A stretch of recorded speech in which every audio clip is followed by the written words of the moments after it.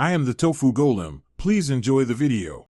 You start by ensuring the app or editor supports anchored emoji on a tracked face, open a new project, and import a short test clip. Position your subject with steady lighting and minimal motion so the tracker has data to lock. Use a neutral background and a mid-distance framing.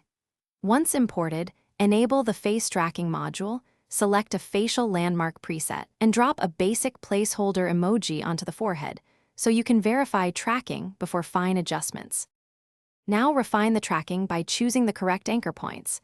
For an emoji over the mouth, pick lip corners. For a blush, use cheek anchors. Once anchored, increase or decrease smoothing to balance jitter and responsiveness. Start around 5 to 12 frames and play back. Then add scale and rotation keyframes where expressions or camera moves change the face angle. These manual corrections prevent the emoji from sliding off during smiles or head turns and make the overlay feel natural and consistent. Finish by rendering a short segment to inspect motion, color match, and occlusion against hair or hands. Apply a slight blur or color grade to integrate the emoji with skin tones. If the emoji intersects with objects, use mask layers or automated occlusion tools to hide it when necessary. If you see consistent drift, retrack using a longer clean sample or change the landmark preset, and then reapply smoothing.